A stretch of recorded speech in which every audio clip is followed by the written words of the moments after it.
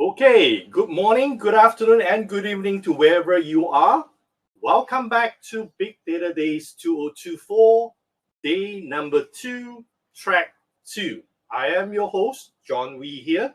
I am very privileged to have our guest speaker here, Angelika Klidas, who joining us today to share with us the topic on harnessing data and AI literacy for transformative decision making. Now, this is going to be a really serious topic because I look at it whenever we do a informed decision making. I think it's important to look at the data and how, perhaps, with the adoption, or should I say, the augmentation of AI in helping us to make a better decision. Angelika, welcome again for joining us today. How are you doing? I'm good, thank you, John. So I'm very grateful and proud to be presenting at the Big Data Days 2024. So thank you again for inviting me, Jan Willem, of course, the president, and you Sure. guys that take care of everything to arrange it and that it's all going fluently. So thank you so Well, we're much. gonna we're gonna pass the time over to you to take the audience through this important topic, as we mentioned before. Over to you, Okay, Angelica. thank you so Thank much, you. John. So hi everybody. As you see, my name is Angelica. Uh, I am 62 years old, already over 40 years working with data, even then when we didn't know that data was that important as it is nowadays. I am a Click ambassador as a partner, but also as an educator, because I use data a lot during my teaching activities. I'm responsible for the Kids platform, Kids in Data platform, which is kidindata.com, where children all around the world can enter that platform, create a login, and play a game that creates data, and they can actually learn to build graphs with our data studio. I'm responsible and the founder, together with my friend Kabir and Boris, for the platform dataliteracygeek.com. I work at the Business Data Challengers as an advisor, educator, but also my second job is being a teacher, a lecturer at the University of Applied Sciences in Amsterdam. I am the co-author of the book Data Literacy in Practice, and we are working on the second version as we speak to add in more elements around AI as well. It is already in there, but it wasn't mentioned like AI literacy in there. And that's what this discussion is about. We need that foundation of data and AI literacy. Some personal things. I am a data girl. Already for 40 years, as I said, with a Greek origin. My dad is Greek. He's on the left side of the picture, and he comes from the island Chios. And this island is famous for several things. It's rich history during the Byzantine time. The mastica that they have, the sheikh of the Byzantium Empire loved the mastica chewing gum, and it gave the inhabitants of the island some privileges. But secondly, the island is very famous for its big shipping companies that originated from the island. Gandries is one, but also Onassis is from the island. And as many Chiotis men, my dad was a sailor for a while. He was a steering man, and he steered the ship from A to B. The ship is on the picture as well. And as many, my cousin Paulina, she's on the bottom side. She's a naval engineer. My cousin Stavros is studying to be a naval engineer. And my eldest, she's a corporal in the Royal Dutch Navy here in the Netherlands. And sometimes we have to say goodbye to her when she is on a sailing trip to protect the world. Well, if you think of your businesses like a ship sailing through unfamiliar seas, and data acts as your compass, just like setting your strategy for your organization and align the goals that you want to achieve. A ship, the sailors want to go also from A to B. And AI swirls like the wind and propelling you forward, hopefully to your destination. Sometimes scary because of the wind and the uncertainty that arises. But you need to follow the directions, of course, on your compass to go from A to B. So you have to question the things around you. Am I still on track? Is the wind helping me? Like data and AI. So just like those seasoned sailors skillfully use these elements to plot their route towards A to B, successful businesses can harness the power of data and AI to navigate today's competitive market. And I believe truly that it's a necessity, and that is very important to get the right skills. And if we look at data in our daily lives, we have the phone. And usually when I'm on a live audience, I will just ask my public, how many people will set their alarm clock in the morning by their phone? And what's the first thing you do? And it's crazy to hear that I think about 75% uses the alarm clock on the mobile phone besides their bed. And that we check playing games or whatever every morning. We read the news, we use our phone, and every action that we do on a phone creates an event, and that's data.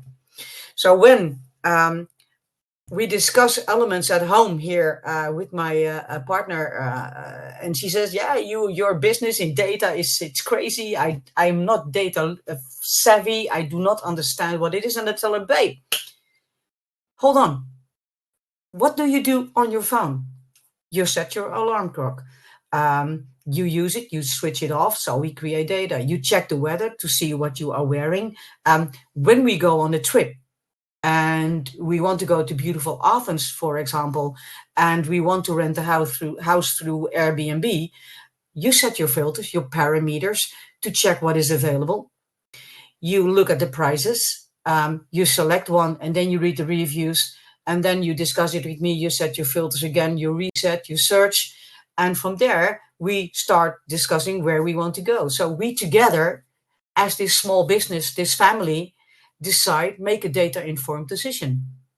It's the same what we do with when we started buying. And we started first to search for a new coffee machine. The ones that we used broke. So we were searching for a new coffee machine where we set parameters, we look at reviews, we look at prices, we sort, we desort, we do again. And then again, we discussed with each other, what kind of coffee machine should we buy? And what do we buy? That's a data-informed decision. And AI is also installed in there. It's when we play Candy Crush or other games, AI is behind it that helps us sometimes in a direction when it takes too long. They recognize, you've been away for a few days. Let us drop some extra lives or whatever. So everything around us is data. In the morning, when I check the weather, when I do my X messages or my LinkedIn messages, when we play games on the phone or the tablet or the laptop, when we read the news, when we book tickets through cheaptickets.com or booking.com or whatever, we use data and we make data-informed decisions. So, and that's, actually she agreed on it, so that's cool. And when we look at data in our daily lives, the moment we understand what we do with a purpose and what we do unintentionally, that is where data and AI literacy comes in, because we do things on a phone, on a tablet, on a computer with a purpose, using data, checking the weather, what shall I wear today? Or buying that new coffee maker, or where should I stay in that beautiful Athens? And the other ones are with no intention. It's just wild guessing and searching around the data. And that is social media, LinkedIn, Twitter, Facebook, Instagram, and whatever. The news is also a swirl of data that we can see and that we can find. Sometimes it pops up a beautiful advertisement that we get 25% discount. That's also arranged by AI, and it's not by our intention, it's by someone else. So that is what we need to understand when it comes to working with data in our daily lives. And the crazy question here is, okay, we do it in our private lives. We make data-informed decisions all day long. When we do our shopping, when we book our tickets and everything, why don't we in our businesses? Because our businesses still sometimes are back in line when it comes to data-informed decision-making. And to be successful in an organization, it all starts with the signals at an organization. And hopefully someday there is an idea. Oh, we have a strategy. We should align it with organizational goals. And we have data. So we have to think about data and data strategies. And when we use data, we can create amazing information elements. And when we have the information, we can gain knowledge. And with that knowledge, we can make actions, we can create actions, we can find causes and factors and improve ourselves. But you need to have all the disciplines around data and AI in place. And it's about data management. I just saw a session about data management and data governance. We need to think of privacy, security, and AI management. Ethics, privacy, security, it's all there, and we need to think of it, and it's becoming even more important now. Information management is a discipline that needs to be in place as well. Knowledge management. Most of the knowledge is in our heads and it's not shared, it's not registered, it's not written down. And we need to be aware of that because the world is getting older. Like me, I'm 62 years old next week. My knowledge needs to be shared. And that's why I always tell my beautiful stories and have written them down in a book. Innovations. With data and AI, you can have amazing innovations that can help the world. Change management is a very important factor when it comes to data and analytics, because every implementation that we do is actually a change. The small, the big, it is a change, and we need to be aware of that. Don't throw your solutions around the mountain and say, good luck with it. Don't do that, please. Just help your business users to understand what they are looking at and how they can use the solutions that are crafted by amazing data visualization experts or data engineers. And our strategical management needs to be in place as well. If we don't follow the leader, it won't end anything, because our leaders need to be the leaders by example. They need to show what they are working with and how they use data and analytics in their decision-making processes. If they are the examples for us, the others will follow. And I know it's a top-down, bottom-up thing, and anyway, somewhere in the middle it comes together, but our leaders need to show how they work with data. And the amazing data journey, well, it can go rapidly, and it starts very easy. It starts very easy with identifying what has happened within my organization. And this moment is when you understand the current situation within your organization. And then hopefully curiosity arises and we start asking the question, why did things happen? And why is this figure different than last month or last year or last quarter? How can we improve it? What were the causes and the factors that gave this number? But also in this section, when companies start with data and analytics, they are being kicked back in time because they find data quality issues, no data governance, no same language, no business language that is the same. Everybody talks differently when they are talking about revenue. So in this case, you are set back, and then you can start also by adding your data strategy, but also a controlled data environment using business glossaries. So businesses actually start talking the same languages between IT and the business itself. And from there you can grow. You can actually predict.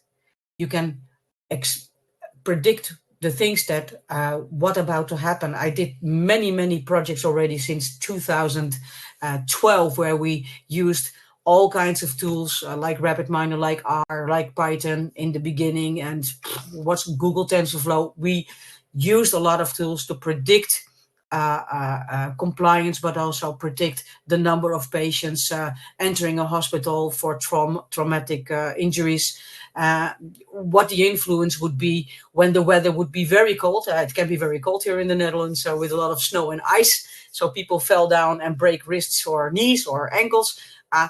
Anyways, we can do a lot of things, and that's the amazing thing.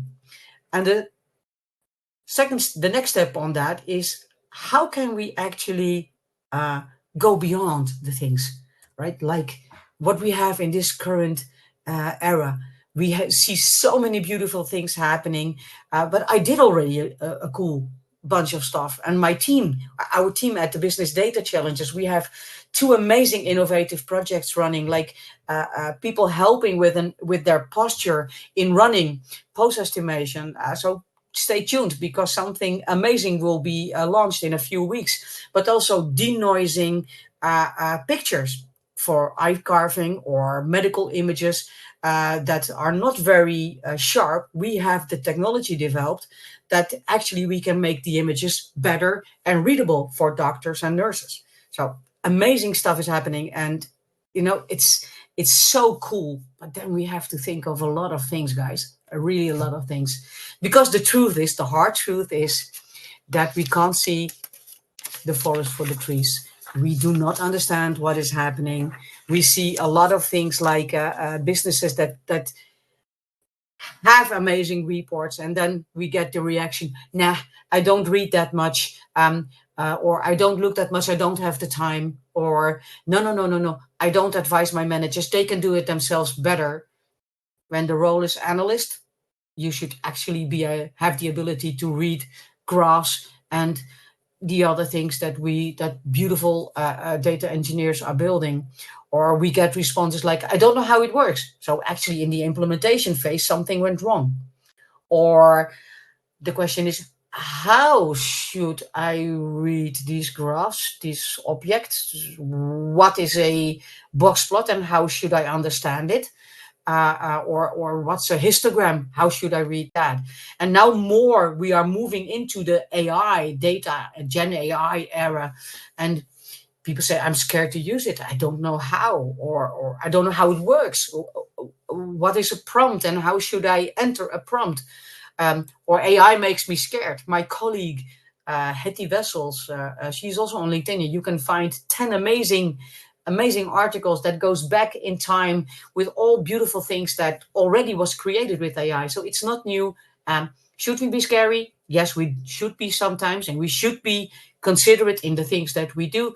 But AI is not new, guys. AI is absolutely not new.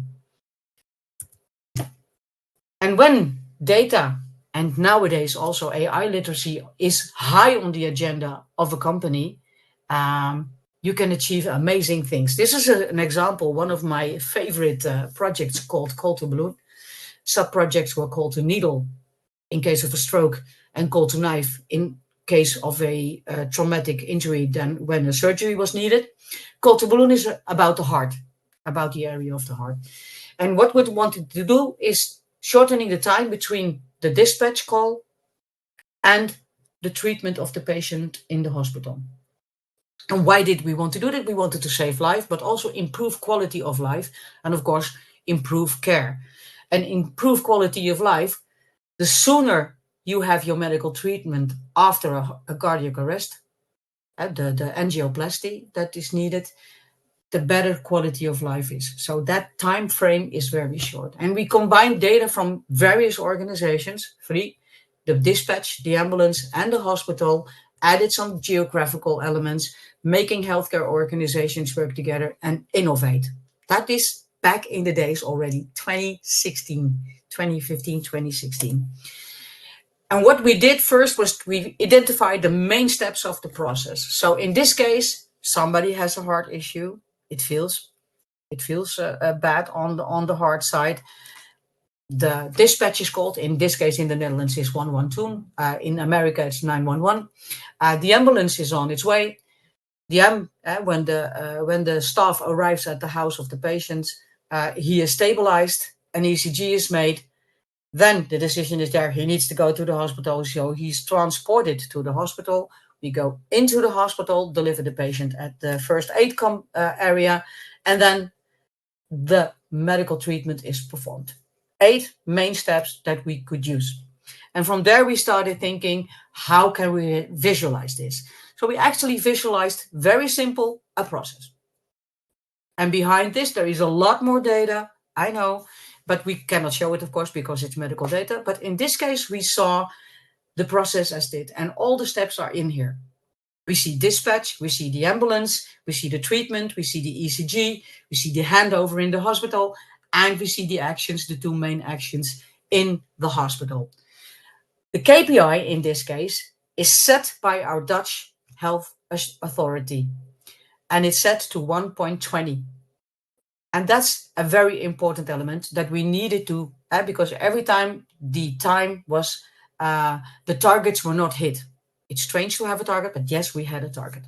And from here, we started working with the customers, discussing what we saw, what we could improve, and how they could work together. And the best thing is that we used the flipping technique, because we are survivors, right? And we are biased, and we only want to look at the things that are good in our organization. So the top 5 customers, the top 5 best performed elements, the top 5 this, the top 5 that. But actually, the ones that are below, that's the one that needs the attention. So what we did was we flipped it around, we sorted it differently, and we started working from the bottom elements towards the best elements to improve and to discuss what was going on based on the times and the behind it, so we could actually improve the process.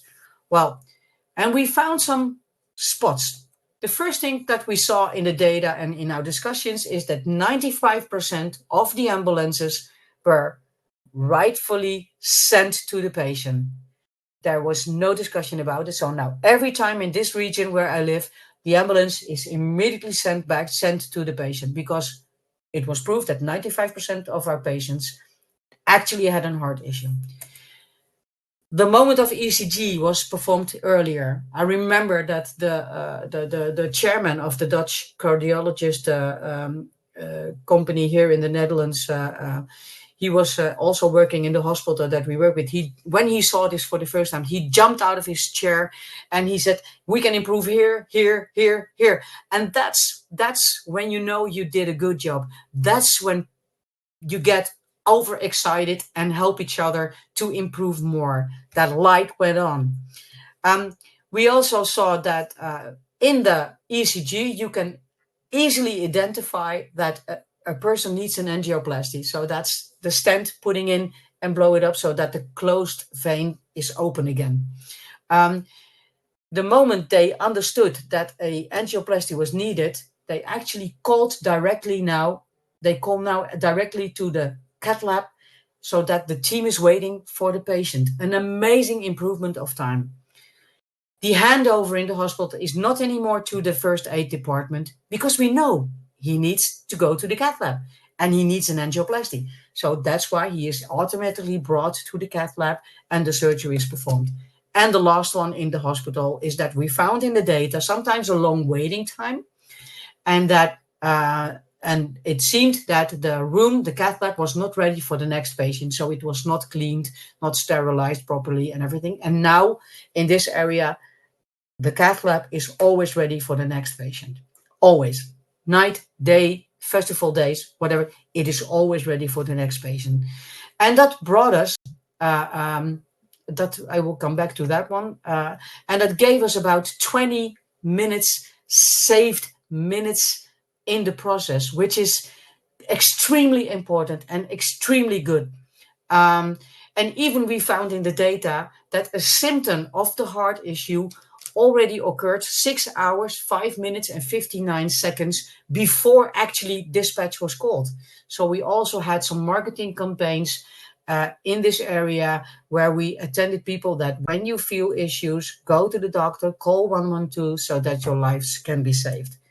And amazing. And we added new components like bracelets that you can put on your wrists with beacons in the hospital so that we can track time through the hospital to find the correct route.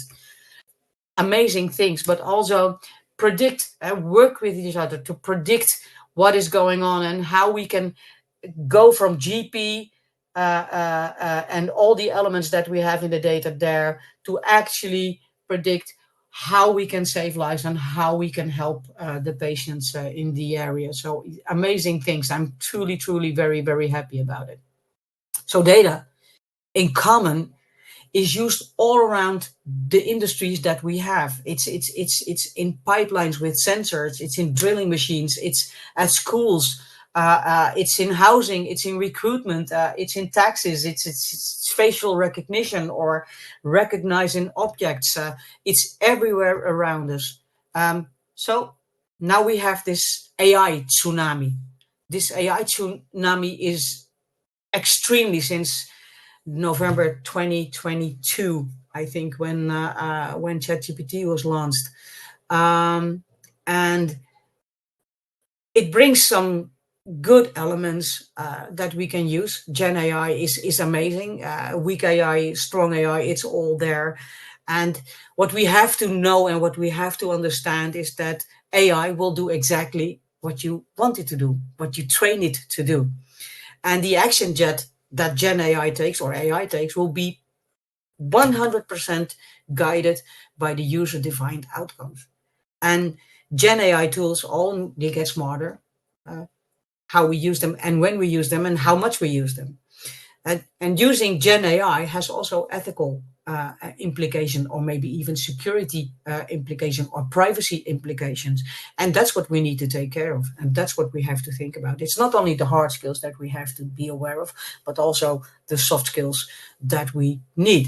So it's a hype from my perspective, because Gen AI and AI is already here. I did projects in 2014, 15 to use it. And if you look at Amazon, and that gives you ideas what you should buy also, or what other people bought also. Netflix, that knows exactly what your preferences are when you are looking movies and series or binge watch things. There are amazing big data sets available that you can see and that you can analyze when you go to Gaggle, for example. Alexa and Siri, or your robot that finds the correct route through your house. It's all AI. It's all there. It was already there. Right?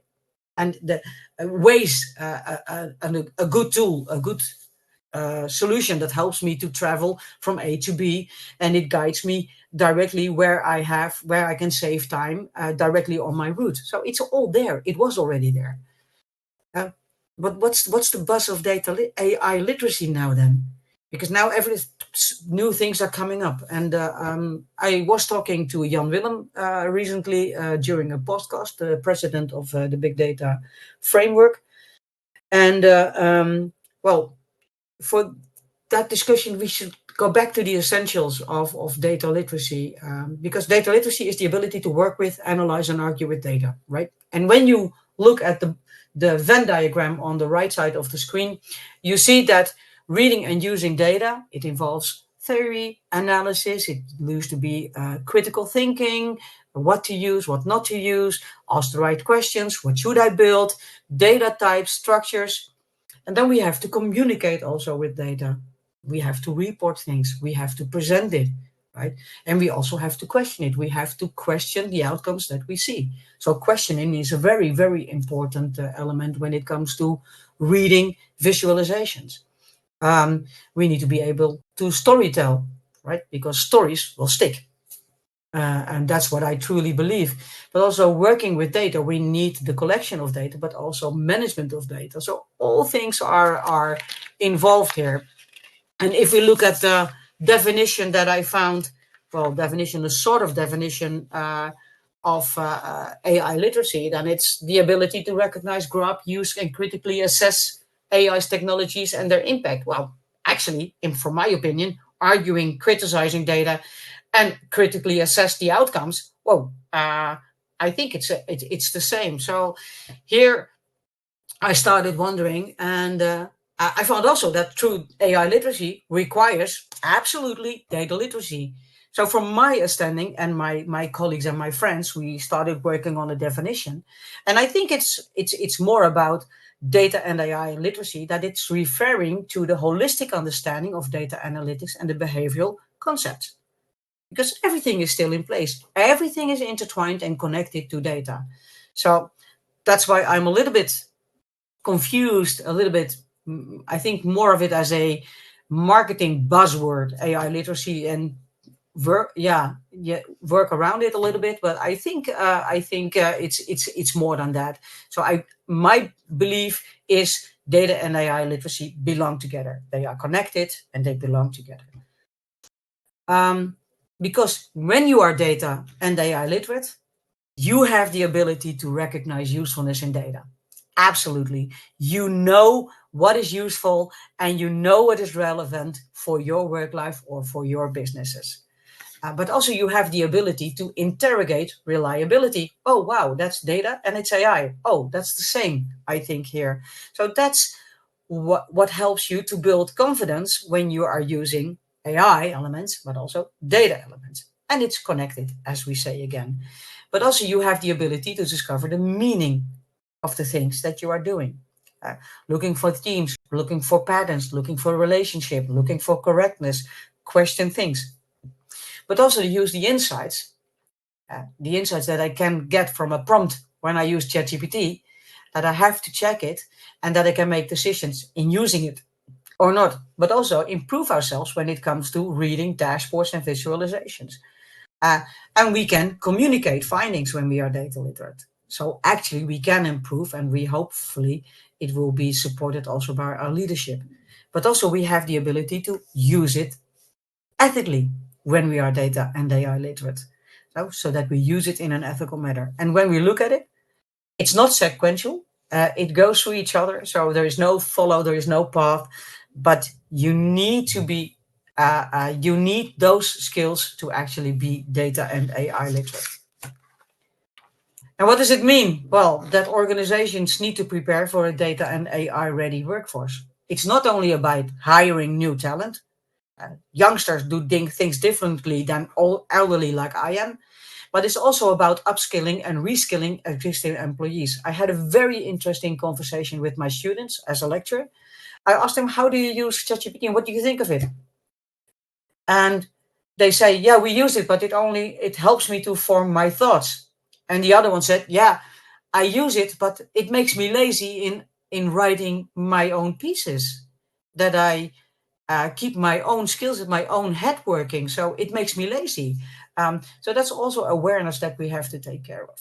And data and AI is also reshaping the workplace in various ways. I think it's helping us to go from doing things better to doing better things, actually, because it helps me as well to save time. But it also requires that employees need to adapt new ways of working and acquire new data and AI skills. Like prompting, like asking the right questions, because AI can actually help also with ideas to build visualizations. And we need to bridge the gap. We need to bridge the skills gap. So we need that culture of continuous learning, and reskilling has an amazing positive impact on employee engagement and retention of your staff. So you need to actually give that time so that your staff can study. And it's a key driver for innovation and competitiveness. So building a data and AI workforce is about assessing the current skills. And we have some assessments on our platform at the businessdatachallenges.nl or b21s.nl. And from there you can assess and you can find the structures and the path that you want to go on. So you can actually learn and describe and develop a learning plan. And then of course, you have to work with schoolings, with other people around it. And then you can encourage that people actually grow and learn the skill sets, technically and soft skills, for data and AI literacy. And we need to provide support, of course, and resources. And then, when you have a certification, when you reach a kind of stage that you have a success with a data and analytics solution or an innovation, reward it, recognize it and reward it. And at the end, integrate also AI into career development paths, because I think that is very important. So let people understand what AI can do, what Gen AI can do for your organization. And then you can actually monitor and adjust the strategy for upskilling your workforce. And a few months ago, I had an amazing podcast with Jan Willem, the president of the Big Data Enterprise Framework, and we discussed the balance between the hard skills and the soft skills. And the same counts when we start to go on that journey and build a workforce that is AI and data literate. I've written an article about it even in 2020, and I used Mr. Miyagi's wisdoms quotes. I truly love the guy, and he is a personage in the movie Karate Kid. I like the old ones better than the new one, but I hope you guys know Mr. Miyagi as well. And he has some interesting quotes, like "wax on, wax off."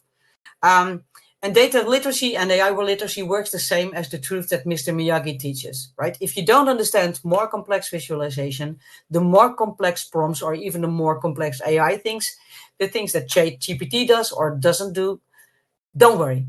Understanding more complex things is a journey that requires practice, learning, and improvement. So practice what you do, learn and grow, wax on, wax off. The second one is first learn, stand. First learn stand and then learn fly. Nature rule, Daniel-san, not mine. The journey has to begin somewhere, and starting at the beginning is fine. Begin by trying and discussing the outcomes, discuss it with each other, learn from each other, criticize them, argue with them, and then when you can stand, you will progress to the next level of our data literacy and AI literacy journey. Start simple and work from there. So first learn to stand and then learn to fly. That's a nature rule. The third one is the man who catch fly with a chopstick can accomplish anything. When your organization provides you with the chopsticks in the form of an organizational plan and the opportunity to learn more and become a data and AI literate denizen, you will be able to accomplish anything. And that's the relation to the chopsticks. And hey, what kind of belt do you have? It's the journey to AI and data literacy is ongoing and it will never end. So the concepts of learning, educating, improving applies here as well. When your lights are on, I hope today with this session, and when you earn badges, display them proudly. It's not necessary because we are self-educational. We are autodidact sometimes, but you know, sometimes it's good to show off, and sometimes it's not necessary. Just try to go on that journey and stay on that continuous learning path. And the last one, whole life has a balance. Everything be better, understand? Find a balance between learning and doing, but also find a balance between hard skills, the technical skills, and the soft skills. The soft skills are even more important when it comes to working with data and insights. And when you want to know more about it, just reach out on LinkedIn or whatever, and I will help you gladly with some insights of what soft skills are needed. Take time to understand, find a balance between those elements in all the things that we do in our lives. So those were the quotes from Mr. Miyagi. And remember, it's a journey and it goes from somewhere, and it's not ending soon because the world is changing. I remember my time in 2007 when I had my hands on a beautiful product called ClickView, and I thought, oh, this is changing my life. And then now look where we are now with amazing elements like Microsoft is doing with their Power BI Copilot that is helping me around, asking for analysis and help to ChatGPT when I am struggling with definitions. Just be aware, please, that you do not share your own personal data from your company, because that is a privacy issue or a security issue. But you know, you can just analyze things and just ask questions. Don't be afraid, but start slow, use the good prompts, and go from there.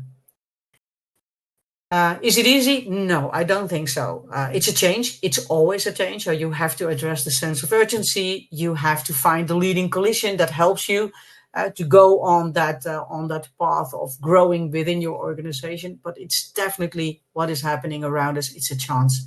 It's a chance to grow. It's a chance to become better. It's a chance to improve, innovate, and do amazing things. But stay in balance, guys. Stay in balance. Find the balance here and do the things. And that was my presentation. So I'm open for questions and answers. Thank you, Angelika. I think those are very, very practical advice, I must say, for someone who wants to really get involved in the data and AI literacy. I mean, it's interesting how you've actually really show that Venn graph to see that actually the two are intersecting. I mean, before this, I've never really think about it in that particular manner, but I think that's a very, very interesting way of looking at it. Now, let's take some questions from our audience. So let me just put this up. So the first questions that we have from one of our audience is, how can organization measure the return on investment of investing in data literacy initiative? Is there any guidance that you can perhaps give our audience on this specific topic? How can we do that ROI measurement of sort? Yes, I think so. There is well, you can write business cases, of Definitely. course, and go grow from qualitative improvements to quantitative improvements. Um, Better working with data, making better decisions at the end saves money and can save lives. Um, and I think also, you know, the data literacy is here to stay. Data and AI literacy is here to stay. It's a very important skill. And at this moment, I am working for a big municipality here in the Netherlands, and we are rolling out the compass of a data strategy involving organizational data literacy, but also the data strategy as well. So also that is intertwined. And will it save money? Yes, I think so, because when you invest money at the end in a data literacy or AI literacy program, people get the hang of working with data, make decisions based on data. At the end, you will save money. That's the ROI, and it will take a year, maybe 2 years, but at the end, the investment will be there. But actually, in your presentation, you used that data visualization of the saving the patient's life from that end to end, right?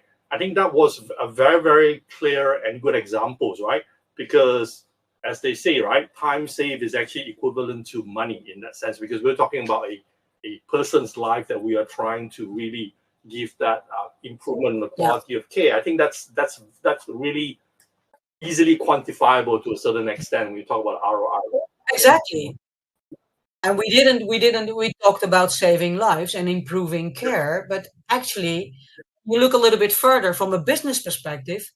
Um, the quicker somebody is helped, the better quality of life, Absolutely. the less rehab activities, the less stay in the hospital, maybe at the end in the future, less going to a doctor, and all those elements add up as a cost saving element or an ROI for the investment. Yeah, so I believe that qualitative things can be measured into quantitative things. Truly, I believe that, but sometimes, and sometimes that's difficult because it is depending on the type of organization that you are working in. Understand. Let's take another question. This is from Ruby. So Ruby is asking, the primary challenge in utilizing AI for transformative decision making lies in the trust gap. So she's concerned about the trust gap. So based on your opinion, Angelika, how far have we progressed in closing this divide in terms of the trust gap? This is probably a tough one. Yes, it's a tough one. Because we're talking about using AI and helping us to really transform the way we make decisions, right? Data and AI is changing our lives every day, Yes. and the trust gap is there. I don't trust the things that I do with the amazing ChatGPT or the amazing Copilot, Gemini, or whatever. Right. The thing is, what we have to do is question. We have to question Agreed. things and read things through, fact check, and be aware of, for example, plagiarism, because it takes from everywhere. It goes all around the net because it has learned from all the documents, videos that are on the internet and available. So the trust gap, I don't think is there. I think it is there, but we are not, most of us are not aware of it because we do not question the outcomes of the things that we do with Gen AI. I think that's the issue. Yeah, I think what you have suggested is very important, that we need to embrace the mindset to say that, can we trust the data? Can we trust the AI's decision in that sense? Actually, I want to share a quick example. Every time when I need to get from point A to point B, I always love to start up Waze. Now, However, there's something that I've recently in this year, I've actually tried a bit of a little experiment is that halfway through the journey or 1/3 through the journey, I always click on reroute. Now, the thing is, it always show me a slightly better route. I seem to save some time or even paying for toll on the highway to get to my location better. But imagine, right, if I have actually just trust Waze as an AI to say that when I started my journey, this is the only optimized path to get to point A, and I have not asked it the second time or a third time to revalidate it, I won't get that saving at all. Yeah. Now, I use Waze on all my trips because it gives me directions, not only the best route, but also it gives me signs when there is danger on the road or mobile controls. And actually, once or twice, I just said, no, I want to stay on this highway. And then I ended up in an amazingly big traffic jam. So, yeah, I didn't trust Waze or AI in this case at the back end. But then on the other hand, I learned my lesson in a hard way. Yeah, but of course, I also have moments of disillusion, I call it, and Waze took me to somewhere that I'm not supposed to be there. Again, it could be because the way that I've keyed in the search of the address wrongly. It could be labeled incorrectly to start with, kind of thing. So I do have those experiences, which is not so good. But I agree, we need to question that. We need to really have that data and AI literacy in order to navigate forward. I think that's one of the key messages that I take from your sharing with the audience here, which is very, very key. Right. Unfortunately, Angelika. Critical thinking. Sorry, go ahead. Yeah. Now, critical thinking is the utmost important skill ever. Yeah. Right. Angelika, unfortunately, we are running out of time. I really want to thank you once again for really taking your time to spend with us today. In that sense, I think it is absolutely amazing to hear your thought process in understanding and appreciating how things should be looked at from a data and AI literacy point of view. We thank you once again for sharing that with our audience here today. Coming up next on the hour, on track 2, we do have another fantastic guest speaker, John himself. So he will be talking about building end-to-end data strategy for analytics and generative AI. So do join us on that next session as well. Angelika, have a great day ahead where you are, and we'll hope to talk to you again soon. Thank you so much for your time. Okay.